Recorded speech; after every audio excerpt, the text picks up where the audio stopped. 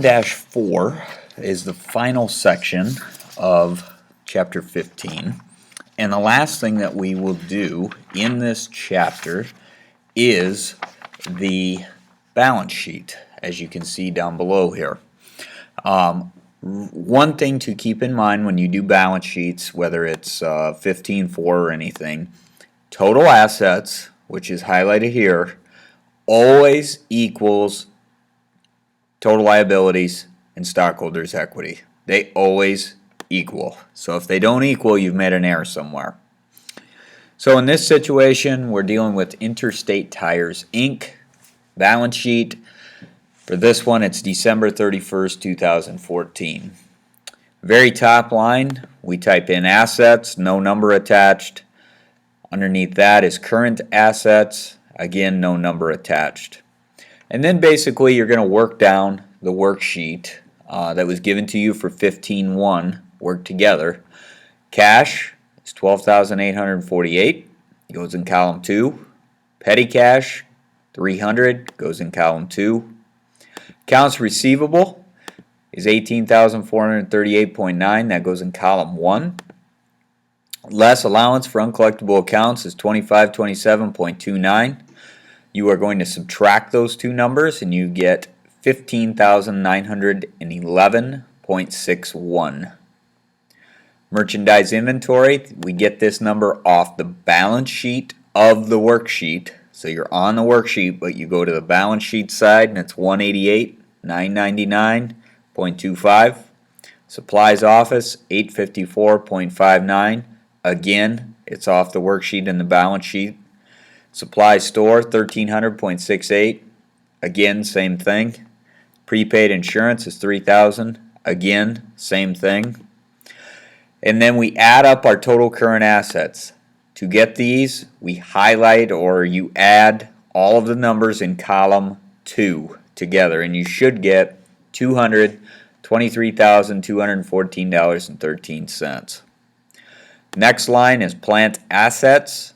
Office equipment goes in column 1, that's $18,486.38.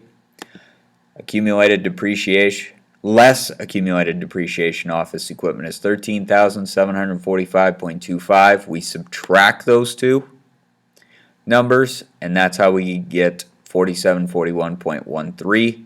Again, those numbers come out of the balance sheet in column 1 for that. Then we do the same thing for store equipment. We get $32,184.07. Less accumulated depreciation store equipment is $24,236.45. We subtract those two, we get $7947.62. Our total plant assets are worth the total of column 2, which is $12,688.75. And then our total assets are the two numbers in column 2 added together. And you should get $235,902.88. Then we go to liabilities.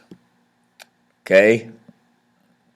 Current liabilities, no number. Then we get to accounts payable. All of these numbers will go in column 2.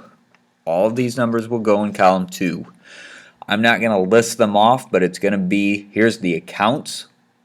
Accounts payable, federal income tax payable, employee income tax payable, Social Security tax payable, Medicare tax payable, sales tax payable, unemployment tax payable federal, unemployment tax payable state, health insurance premiums payable, U.S. savings bonds payable, United Way donations payable, dividends payable, and then finally is total liabilities, and that goes in column 3. We add up all of our liabilities, and we should get $25,196.05. What that means is that's how much money we owe. Then we come down to stockholders' equity. This does not have a lot of numbers, but it's often the most confusing of this whole balance sheet. First thing, stockholders' equity, no number. Capital stock goes in column 2, $110,000. We get that from the worksheet. That's usually either on the bottom of page 1 or the top of page 2. The next thing is retained earnings. This does not come off the worksheet. This comes from the statement of stockholders' equity.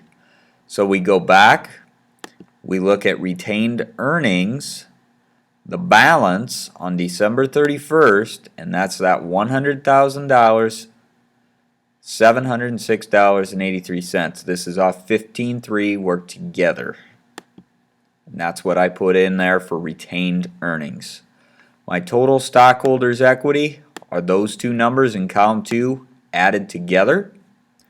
My total liabilities and stockholders' equity are these two numbers in column 2 added together. 225,196.05 plus 210,706.83, and we get $235,902.88.